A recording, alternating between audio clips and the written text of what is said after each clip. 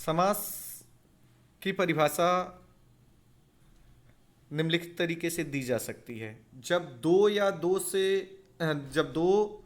शब्द या पद जब दो शब्द या पद आपस में ऐसे मिल जाएं कि उनके आकार में तो कमी आ जाए किंतु अर्थ में कोई परिवर्तन ना हो, पदों के ऐसे संयोग को ही समास कहते हैं। या दूसरे शब्दों में कहा जा सकता है, जब दो या दो से अधिक शब्दों के मेल से नए स्वतंत्र शब्द की रचना हो तो इस प्रक्रिया को समास कहते हैं। इसमें एक चीज आती है समस्त पद। समस्त पद का मतलब होता है बाबू, दो शब्द के मेल से बना एक शब्द समस्त पद या सामासिक पद कहलाता है। समस्त पद का पहला पद पूर्व पद तथा दूसरा पद उत्तर पद कहलाता है। जैसे गंगा का जल, गंगा का जल यानी गंगा जल, इसमें गंगा पूर्व पद है तथा जल उत्तर पद है।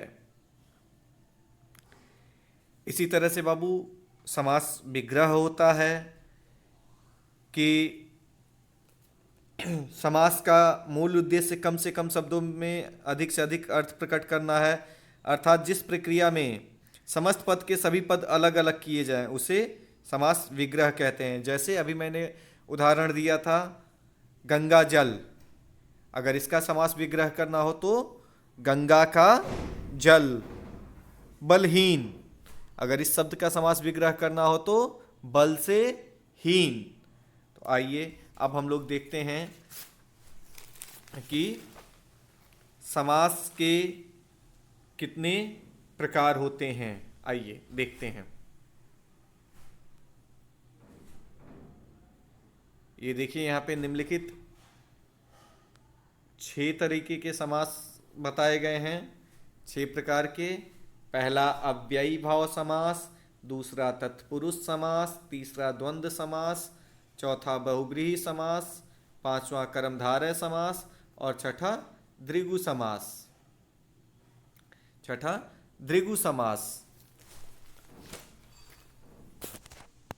तो अब हम लोग पहला समास यानी अव्ययी भाव समास के बारे में जानते हैं। आइए पहला समास अव्ययी भाव समास कहते हैं, पढ़ते हैं।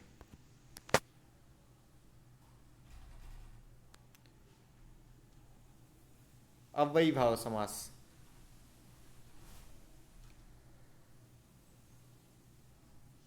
इस समास में पूर्व पद अव्यय तथा उत्तर पद संज्ञा होता है। पूर्व पद अव्यय और उत्तर पद संज्ञा होती है और समास होने पर इसके समस्त पद के अव्यय होने के कारण इसे अव्ययी भाव समास कहते हैं। इसमें पहला पद प्रधान होता है। सारी परिभाषाओं के साथ साथ आपको यह लाइन जरूर से याद रखनी है कि इसमें जो पहला पद होता है वही प्रधान होता है। जो भी अव्ययी भाव समास है उसमें पहला पद या प्रथम पद ही प्रधान होता है। जैसे इसका उदाहरण दिया हुआ है, यथाशक्ति। यथाशक्ति, यथाशक्ति, शक्ति के अनुसार। शक्ति के अनुसार, यहां देखिए पहला और दूसरा यथा, ये जो हो जाएगा ये प्रथम पद और ये उत्तर पद, ये पूर्व पद या उत्तर पद, ठीक है। ये प्रथम पद, ये द्वितीय पद। यथा और शक्ति दो शब्दों से मिलके बना। इसी तरह से यथा विधि, विधि के अनुसार। यथा कर्म, कर्म के अनुसार। नीचे देखिए प्रतिदिन, प्रतिदिन, दिन दिन, प्रत्येक, एक एक के प्रति। यहां देखिए सब में बताया जा रहा है पहला पद जो है वो प्रधान रह रहा है। आजन्म, जन्म पर्यंत, आजन्म जन्म पर्यंत। बेकाम, बिना काम के। ठीक है, भरपेट, पेट भर के, ये सब कुछ इंपॉर्टेंट शब्द मैंने यहाँ पे आप लोगों को दिया हुआ है, ये आप लोग पढ़िएगा। ठीक है, ये समास आप लोग पढ़िएगा। इसके अलावा जो नोट करने वाला है, जो बहुत इंपॉर्टेंट बात है, वो है कि द्विरुक्ति वाले शब्द भी अव्ययी भाव समास के ही आते हैं। जैसे बीचों बीच, रातों रात, दिनों दिन, ये सारे शब्द ऐसे जो भी होते हैं वो अव्ययी भाव समास के में ही आते हैं। अगर इसकी पहचान की बात की जाए कि इस समास को कैसे हम लोग पहचान सकते हैं, तो जब पद या शब्द यथा, तथा, भर, उप, बे, बा, प्रति, अन, अथवा किसी भी उपसर्ग से प्रारंभ हो तो वह अव्ययी भाव समास होता है। ये याद रखने वाली बात है बेटा, इसको याद रखना है। अगला जो हम लोगों को समास पढ़ना है, उस समास का नाम है तत्पुरुष समास। तत्पुरुष समास जो पहला अभी हमने पढ़ा वो पढ़ा अव्ययी भाव समास, दूसरा हम लोग पढ़ेंगे तत्पुरुष समास। तत्पुरुष समास में जो है उसकी परिभाषा को इस प्रकार हम लोग देखेंगे, जिस समास का उत्तर पद प्रधान होता है तथा विग्रह करने पर कोई ना कोई कारक चिन्ह अवश्य प्राप्त होता है उसे तत्पुरुष समास कहते हैं। यहाँ देखिए, ध्यान देने योग्य बात है, विग्रह करने पर कोई ना कोई कारक चिन्ह। कारक चिन्ह बेटा कितने कारक चिन्ह होते हैं? अगर आप लोग प्रथमा से शुरू करें तो संबोधन तक जाते जाते 8, लेकिन प्रथमा और संबोधन इसमें नहीं, बाकी जो 6 होते हैं वो हमें इसमें पढ़ना रहता है। अर्थात विग्रह करने पर उन 6 में से कोई ना कोई कारक चिन्ह अवश्य प्राप्त होगा, और अगर वो प्राप्त होता है तो उसे हम लोग तत्पुरुष समास कहते हैं। जैसे एग्जाम्पल देखिए यहाँ, राजपुत्र, राजा का पुत्र, ये देखिए का समास का जब विग्रह किया गया तो कारक चिन्ह हमें मिला। यही चीज समझाना चाह रहा हूं मैं आपको। अगला देखते हैं कि अब इसके कितने भेद होते हैं। जैसा अभी मैंने बताया तत्पुरुष समास के 6 भेद, तत्पुरुष समास के 6 भेद होते हैं तत्पुरुष समास के। आइए पढ़ते हैं। पहला, कर्म तत्पुरुष। कारक का क्या चिन्ह होता है बाबू? को। ठीक है। पतित पावन, पतितों को पवित्र करने वाला। गगन चुम्मी, गगन को चूमने वाला। माखन चोर, माखन को चुराने वाला। तिल चट्टा, तेल को चाटने वाला। ठीक है बाबू, आप लोग देखिए हर जगह को शब्द आ रहा है। चिड़ी मार, चिड़िया को मारने वाला। कठफोड़वा, काठ को फोड़ने वाला। यहाँ देखिए सब में को आ रहा है, अर्थात यहाँ पे जो हमारा है कर्म तत्पुरुष या द्वितीय तत्पुरुष समास होगा। इसी तरह से अब दूसरा, करण तत्पुरुष या तृतीय तत्पुरुष इसको कहते हैं। इसका कारक चिन्ह से होता है। जैसे नेत्रहीन, नेत्र से हीन। रस भरा, रस से भरा। करुणापूर्ण, करुणा से पूर्ण।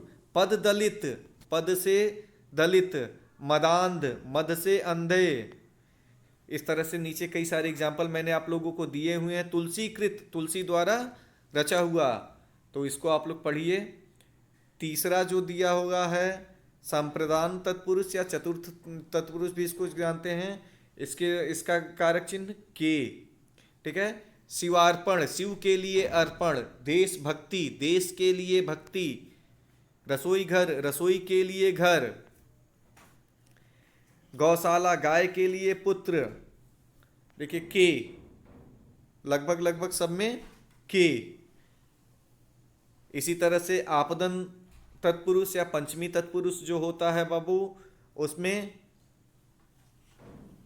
जो कारक का चिन्ह से होता है उसका लोप किया जाता है। धन से हीन, धनहीन। चिंता से मुक्त, चिंता मुक्त। गृह से विहीन, गृह विहीन। बाल से हीन, बल से हीन, बलहीन। पथ से भ्रष्ट, पथ भ्रष्ट। इस तरह से यहाँ पे कई सारे एग्जाम्पल मैंने दिए हुए हैं, आप लोग देखिएगा, पढ़िएगा, और अगर जो नहीं समझ में आएगा पूछिएगा हमसे, क्योंकि अगला भी हमें पढ़ना है, तो अगला या पांचवा जो है संबंध तत्पुरुष, इसी को षष्ठी तत्पुरुष भी कहते हैं। तो गंगा जल, गंगा का जल, देखिए राजभवन, राज का भवन, लोक नायक, लोक का नायक, इस तरह से देखिए। चंद्रोदय, चंद्र का उदय, वीर पुत्र, वीर का पुत्र, सेनापति, सभा का पति, सेना नायक, सेना का नायक, सभापति, सभा का पति, सूर्योदय, सूर्य का उदय, हर जगह देखिए का, ठीक है, का हर जगह, ठीक है, यानी कुल मिला जुला के जो कारक चिन्ह है उसका प्रयोग किया जा रहा है। अगला जो है अधिकरण तत्पुरुष, अधिकरण तत्पुरुष, इसमें देखिए में, ठीक है, पुरुष सिंह, पुरुषों में सिंह, ठीक है, आप बीती, आप पर बीती, कवि श्रेष्ठ, कवियों में श्रेष्ठ, नगर प्रवेश, नगर में प्रवेश, नराधर्म, नरों में अधम, सर्वोत्तम, सब में उत्तम, नरोत्तम, नरों में उत्तम, वनवास, वन में वास, स्वर्गांशी। इस तरह से बाबू आप लोगों ने देखा कि हम लोगों ने अव्ययीभाव समास और तत्पुरुष समास पढ़ा। अब आगे हम लोग द्वंद्व समास और कर्मधारय, द्विगु और बहुब्रीहि समास को पढ़ेंगे।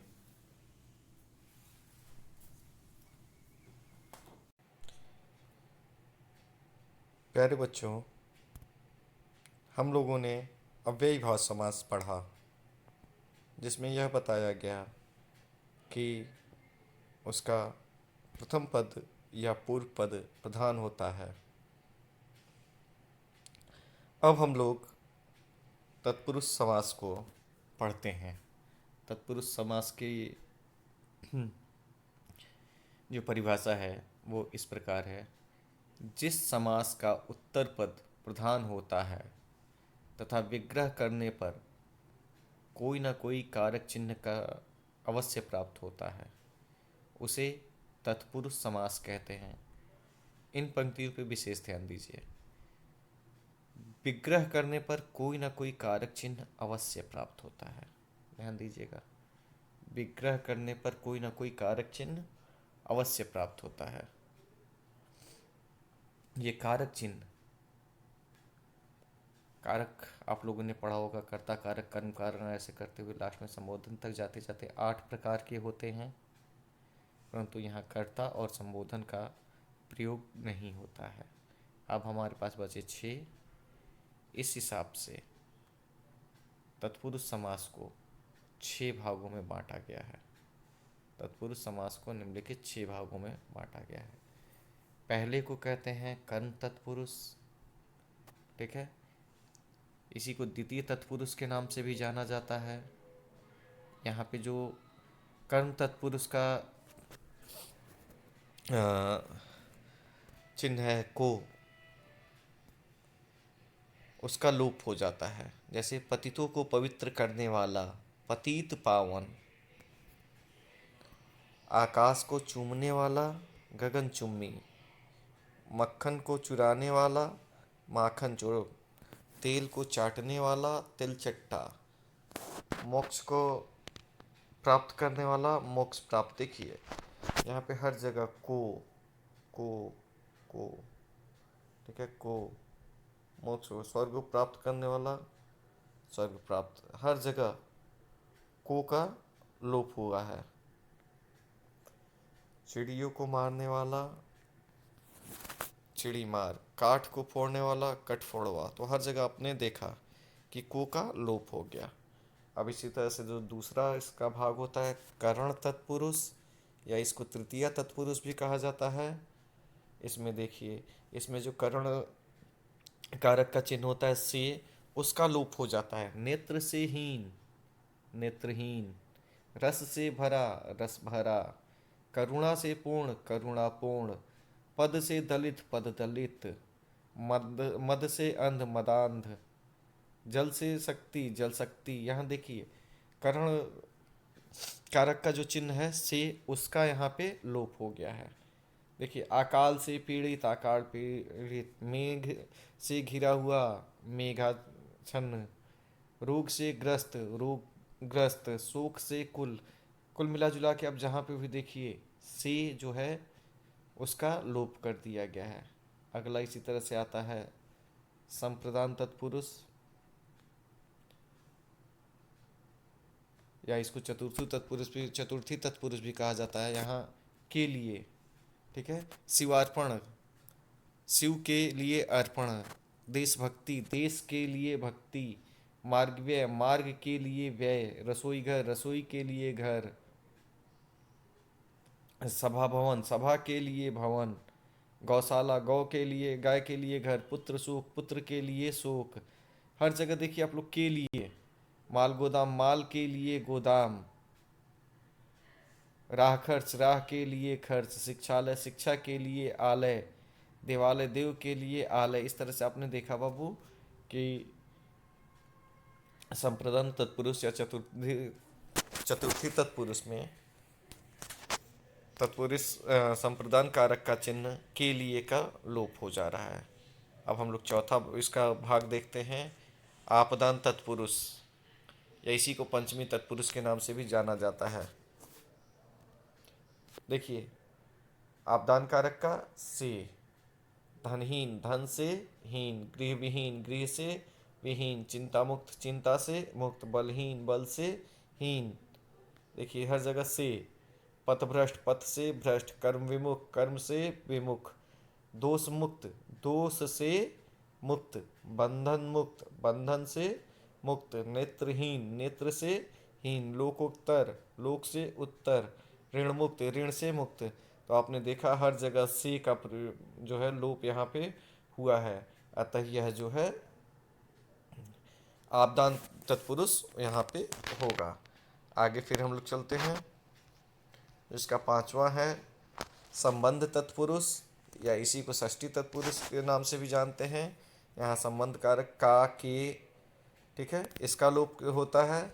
जैसे गंगा का जल, गंगा जल। अन्न के दाता, अन्नदाता। राजा का भवन, राजभवन।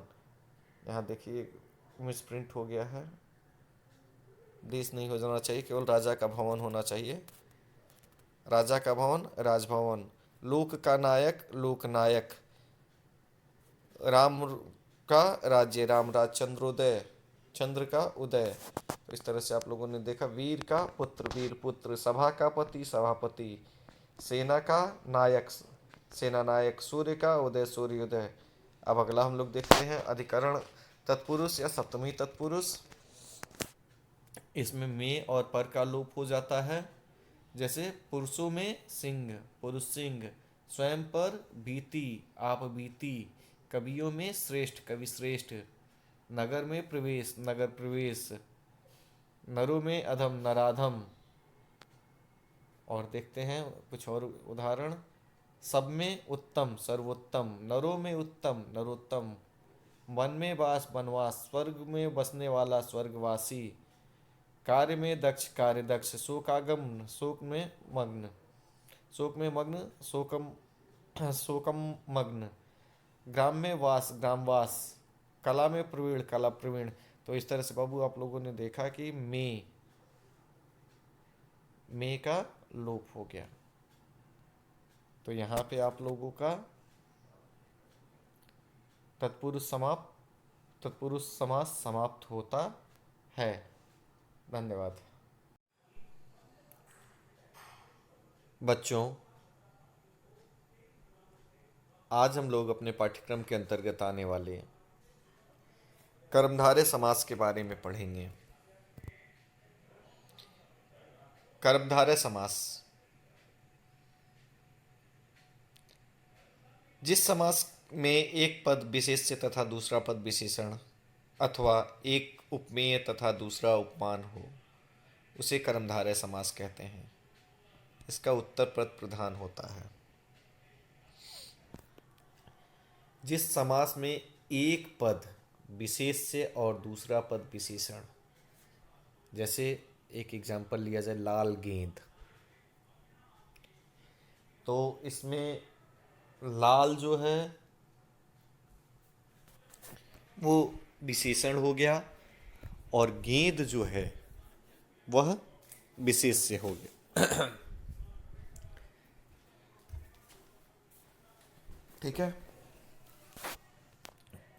एक उपमेय तथा दूसरा उपमान हो, एक जिसकी तुलना की जाए, दूसरा जिससे तुलना की जाए। अर्थात एक ऐसा समास जिसमें विशेषण विशेष से अथवा उपमेय उपमान का संबंध होता है उसे कर्मधारय समास कहते हैं। जैसे परमेश्वर, जैसे दिया है परमेश्वर, परम है जो ईश्वर, या महाराजा, महान है जो राजा। नील गगन, नील गगन, नीला है जो गगन। यहाँ गगन की विशेषता क्या बतला दिया गया कि नीला, गगन की विशेषता नीला। इसी तरह से चंद्रमुखी, यहाँ देखिए उपमेय उपमान का संबंध, चंद्रमा के समान मुख वाली, यहाँ उपमेय उपमान का संबंध। नील गाय, यहाँ नीली है जो गाय, मतलब गाय की विशेषता बतला दी गई कि गाय नीली है। लोह पुरुष, लोहे के समान पुरुष। अगला है भल मानस, भला है जो मानस। रंग महल, रंगीन है जो महल। महाकाव्य, महान है जो काव्य के, यहाँ काव्य की विशेषता बता दी गई कि काव्य जो है वो महान है। चरण कमल, यहाँ चरण और कमल की तुलना की गई। महाऔषधि, यहाँ औषधि की विशेषता बता दी गई कि औषधि जो है वो महान है। इस तरह से आप लोगों ने देखा कि हम लोगों ने कर्मधारय समास पढ़ा। अब अगला जो है बहुब्रीहि समास, इसकी परिभाषा है जिस समास का ना पहला पद प्रधान हो ना दूसरा पद प्रधान हो, अपितु अन्य पद जो है वो प्रधान हो, उसे बहुब्रीहि समास कहते हैं। इसका परिभाषा एक बार फिर से, जिस समास का ना तो पहला पद प्रधान हो ना तो दूसरा पद प्रधान हो, दोनों पद आपस में प्रधान होते हुए सदैव किसी तीसरे की तरफ इशारा करते हैं, उसी को बहुब्रीहि समास कहते हैं। जैसे लंबोदर, एग्जाम्पल लंबोदर, लंबा है जिसका उदर, अर्थात गणेश जी। त्रिनेत्र, तीन है जिसके नेत्र, अर्थात शिव जी। चतुर्मुख, चार है मुख जिसके, ब्रह्मा जी। नीलकंठ, नीला है कंठ जिसका, शिव भगवान। चक्रधर, चक्र को धारण करने वाले, विष्णु जी। पीताम्बर, पीला है वस्त्र जिसका, विष्णु जी। दशानन, 10 है मुख जिसके, रावण। चंद्रशेखर, चंद्रमा है मस्तक पर जिसके, शिव। रक्तांबर, लाल है वस्त्र जिसका, दुर्गा। एक दंत, एक है दांत जिसके, गणेश जी। चंद्रमौली, चंद्रमा है सिर पे जिसके धारण, ठीक है, शंकर। वीरापाणी, वीरा है हाथ में जिसके। चक्रपाणी, चक्र है हाथ में जिसके, कौन है, विष्णु। गोपाल, गायों को पालने वाला। अष्टभुजा, भुजा, 8 भुजाओं वाली, दुर्गा। इसी तरह से देखिए जलज, जल में उत्पन्न होने वाला, अर्थात कमल। तो इस तरह से देखा कि हम लोगों ने बहुब्रीहि समास और कर्मधारय समास पढ़ा। आइए एक बार द्विगु समास को भी देख लेते हैं। द्विगु समास, जैसा कि हम लोग जानते हैं कि जिस समास का पहला पद संख्यावाची हो तथा दूसरा किसी समूह का बोध कराता हो उसे द्विगु समास कहते हैं। जैसे चौराहा, 4 रास्तों का समाहार। सप्ताह, 7 दिनों का समाहार। त्रिफला, 3 फलों का समूह। त्रिभुवन, 3 भवनों का समूह। इसी तरह से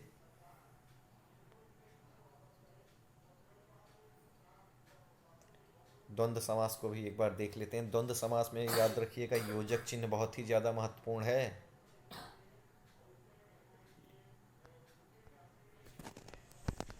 योजक चिन्ह,